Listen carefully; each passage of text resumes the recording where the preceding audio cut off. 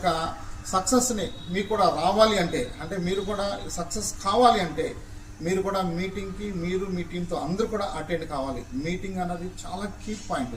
So meeting వస్తేనే మీకు చాలా విషయాలు తెలుస్తుంది.